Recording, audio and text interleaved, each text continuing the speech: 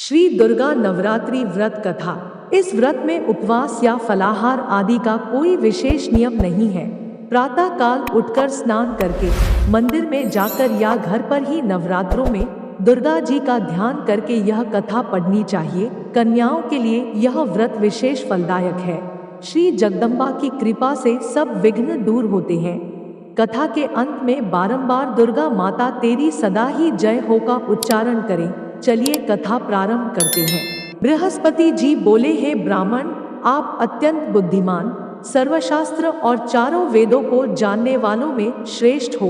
हे प्रभु, कृपा कर मेरा वचन सुनो। चैत्र, आश्विन और आषाढ़ मास के शुक्ल पक्ष में नवरात्र का व्रत और उत्सव क्यों किया जाता है? हे भगवान, इस व्रत का फल क्या है? किस प्रकार करना उचित है? और पहले इस व्रत को किसने किया, सो विस्तार से कहो। बृहस्पति जी का ऐसा प्रश्न सुनकर ब्रह्मा जी कहने लगे कि हे बृहस्पति, प्राणियों का हित करने की इच्छा से तुमने बहुत ही अच्छा प्रश्न किया। जो मनुष्य मनोरथ पूर्ण करने वाली दुर्गा, महादेवी, सूर्य और नारायण का ध्यान करते हैं, वे मनुष्य धन्य हैं। यह नवरात्र व्रत संपूर्ण कामनाओं को पूर्ण करने वाला है। इसके करने से पुत्र चाहने वाले को पुत्र, धन चाहने वाले को धन, विद्या चाहने वाले को विद्या और सुख चाहने वाले को सुख मिल सकता है। इस व्रत को करने से रोगी मनुष्य का रोग दूर हो जाता है और कारागार हुआ मनुष्य बंधन से छूट जाता है। मनुष्य की तमाम आपत्तियां दूर हो जाती है और उसके घर में संपूर्ण संपत्तियां आकर उपस्थित हो जाती है। बंध्या और को बंध्या को इस व्रत के करने से पुत्र उत्पन्न होता है। समस्त पापों को दूर करने वाले इस व्रत के करने से ऐसा कौन सा मनोबल है जो सिद्ध नहीं हो सकता? जो मनुष्य अलभ्य मनुष्य देह को पाकर भी नवरात्र का व्रत नहीं करता, वह माता पिता से हीन हो जाता है, अर्थात उसके माता पिता मर जाते हैं और अनेक दुखों को भोगता है। उसके शरीर में कुष्ठ हो जाता है और अंग से हीन हो जाता है। उसके संतान की उत्पत्ति नहीं होती है। इस प्रकार वह मूर्ख अनेक दुख भोगता है। इस व्रत को न करने वाला निर्दयी मनुष्य धन और धान्य से रहित हो, भूख और प्यास के मारे पृथ्वी पर घूमता है और गूंगा हो जाता है। जो विधवा स्त्री भूल से इस व्रत को नहीं करती, वह पतिहीन होकर नाना प्रकार के दुखों को भोगती है।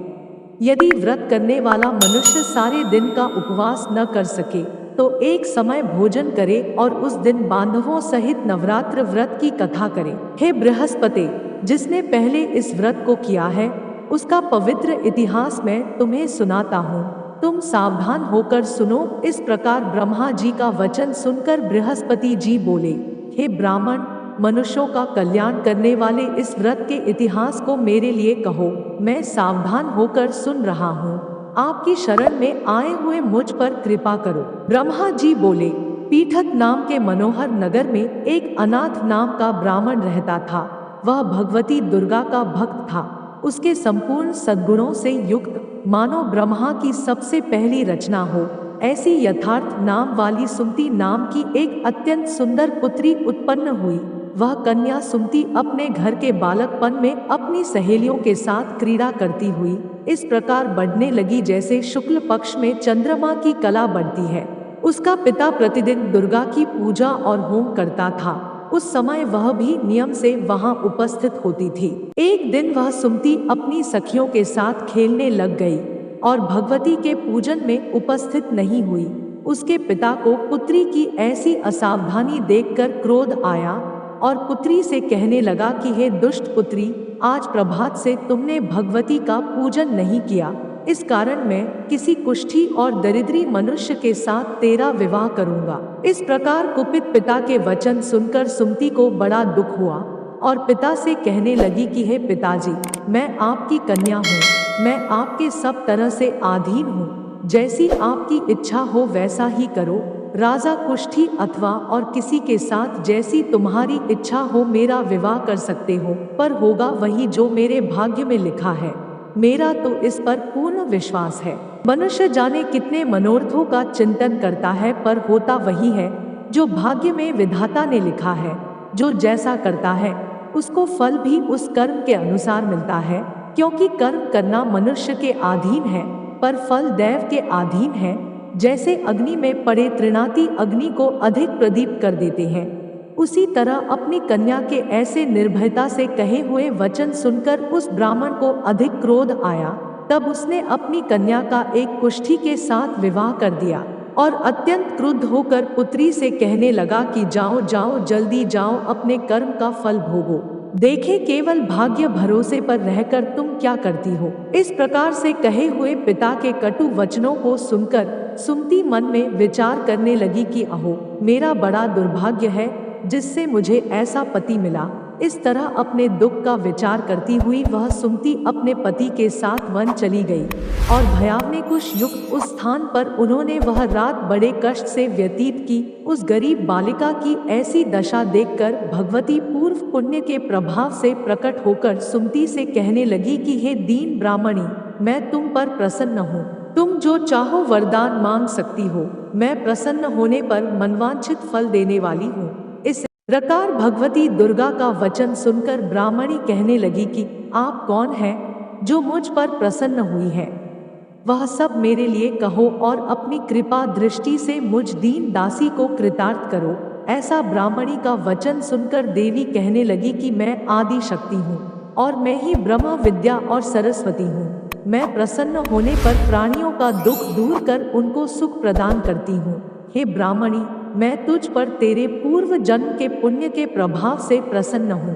तुम्हारे पूर्व जन्म का वृतांत सुनाती हूँ, सुनो। तुम पूर्व जन्म में निषाद भील की स्त्री थी और अति पतिव्रता थी। एक दिन तेरे पति निषाद ने चोरी की। चोरी करने के कारण तुम दोनों को सिपाहियों ने पकड़ लिया और ले जाकर जेल खाने में कैद कर दिया।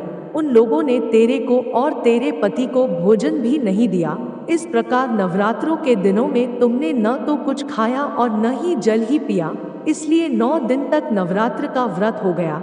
हे ब्राह्मणी, उन दिनों में जो व्रत हुआ उस व्रत के प्रभाव से प्रसन्न होकर तुम्हें मनवांछित वस्तु दे रही हूँ। तुम्हारी जो इच्छा हो वह वरदान मांग लो। इस प्रकार दुर्गा के कहे हुए वचन सुनकर ब्राह्मणी बोली कि अगर आप मुझ पर प्रसन्न हैं तो हे दुर्गे, आपको प्रणाम करती हूँ।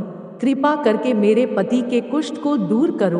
देवी कहने लगी कि उन दिनों में जो तुमने व्रत किया था, उस व्रत के एक दिन का पुण्य अपने पति का कुष्ठ दूर करने के लिए अर्पण करो। मेरे प्रभाव से तेरा पति कुष्ठ से रहित और सोने के समान शरीर वाला हो जाएगा। ब्रह्मा जी बोले। इस प्रकार देवी का वचन सुनकर वह ब्राह्मणी बहुत प्रसन्न हुई और पति को निरोग करने की इच्छा से ठीक है ऐसे बोली। तब उसके पति का शरीर भगवती दुर्गा की कृपा से कुष्ठहीन होकर अति कांति युक्त हो गया, जिसकी कांति के सामने चंद्रमा की कांति भी क्षीण हो जाती है। वह ब्राह्मणी पति की मनोहर देह को देखकर देवी को अति पराक्रम वाली समझकर स्तुति करने लगी कि हे दुर्गे, आप दुर्गत को दूर करने वाली, तीनों जगत की संताप हरने वाली, समस्त दुखों को दूर करने वाली, रोगी मनुष्य को निरोग करने वाली, प्रसन्न होने पर मनवांछित वस्तु को देने वाली और दुष्ट मनुष्य का नाश करने वाली हो। तुम ही सारे जगत की माता और पिता हो। हे अम्बे, मुझ अपराध रहित अबला की मेरे पिता ने कुष्ठी के साथ विवाह कर मुझे घर से निकाल दिया। उसकी निकाली हुई पृथ्वी पर घूमने लगी। आपने ही मेरा इस आपत्ति रूपी समुद्र से उद्धार किया है। हे देवी, आपको प्रणाम करती हूँ, मुझ दीन की रक्षा कीजिए। ब्रह्मा जी बोले, हे बृहस्पति। इसी प्रकार उस सुमति ने मन से देवी की बहुत स्तुति की। उससे हुई स्तुति सुनकर देवी को बहुत संतोष हुआ और ब्राह्मणी से कहने लगी कि हे ब्राह्मणी, उदालय नाम का अति बुद्धिमान, धनवान, कीर्तिवान और जितेंद्रिय पुत्र शीघ्र होगा। ऐसे कहकर वह देवी उस ब्राह्मणी से फिर कहने लगी कि हे ब्राह्मणी, और जो कुछ तेरी इच्छा हो वही मनवांछित वस्तु मांग सकती है। ऐसा भगवती दुर्गा का वचन सुनकर सुमति बोली कि हे भगवती दुर्गे, अगर आप मेरे ऊपर प्रसन्न हैं तो कृपा कर मुझे नवरात्रि व्रत विधि बतलाइए। हे दयावंती, जिस विधि से नवरात्र व्रत करने से आप प्रसन्न होती है, उस विधि और उसके फल को मेरे लिए विस्तार से वर्णन कीजिए। इस प्रकार ब्राह्मणी के वचन सुनकर दुर्गा कहने लगी, हे ब्राह्मणी, मैं तुम्हारे लिए संपूर्ण पापों को दूर करने वाली नवरात्र व्रत विधि को बतलाती हूँ, जिसको सुनने से समस्त पापों से छूटकर मोक्ष की प्राप्ति होती है। आश्विन मास के शुक्ल पक्ष की प्रतिपदा से लेकर 9 दिन तक विधि पूर्वक व्रत करें। यदि दिन भर का व्रत न कर सके तो एक समय भोजन करें। पढ़े लिखे ब्राह्मणों से पूछकर कलश स्थापना करें और वाटिका बनाकर उसको प्रतिदिन जल से सींचे। महाकाली, महालक्ष्मी और महासरस्वती इनकी मूर्तियां बनाकर उनकी नित्य विधि सहित पूजा करें और पुष्पों से विधि पूर्वक अर्घ्य दें। बिजौरा के फूल से अर्घ्य देने से रूप की प्राप्ति होती है। जायफल से कीर्ति, दाख से कार्य की सिद्धि होती है। आंवले से सुख और केले से भूषण की प्राप्ति होती है। इस प्रकार फलों से अर्घ्य देकर यथा विधि हवन करें। खांड, घी, गेहूं, शहद, जौ, तिल, विल्व, नारियल, दाख और कदम इनसे हवन करें। गेहूं होम करने से लक्ष्मी की प्राप्ति होती है। खीर व चंपा के पुष्पों से धन और पत्तों से तेज और सुख की प्राप्ति होती है। आंवले से कीर्ति और केले से पुत्र होता है। कमल से राज, सम्मान और दाखों से सुख संपत्ति की प्राप्ति होती है। खांड, घी, नारियल, जौ और तिल इनसे तथा फलों से होम करने से मनवांछित वस्तु की प्राप्ति होती है। व्रत करने वाला मनुष्य इस विधान से होम कर आचार्य को अत्यंत नम्रता से प्रणाम करे और व्रत की सिद्धि के लिए उसे दक्षिणा दे। इस महाव्रत को पहले बताई हुई विधि के अनुसार जो कोई करता है उसके सब मनोरथ सिद्ध हो जाते हैं। इसमें तनिक भी संशय नहीं है। इन 9 दिनों में जो कुछ दान आदि दिया जाता है उसका करोड़ों गुना मिलता है।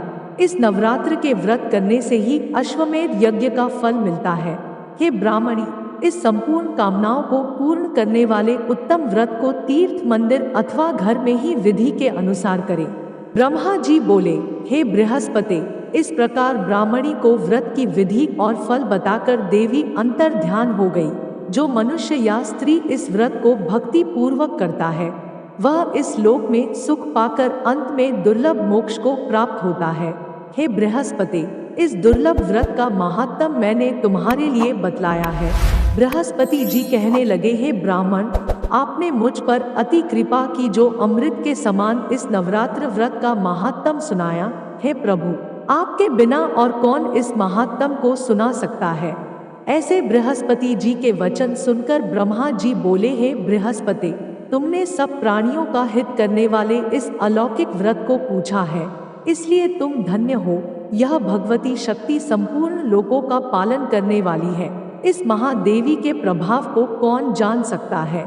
दुर्गा माता तेरी सदा ही जय हो।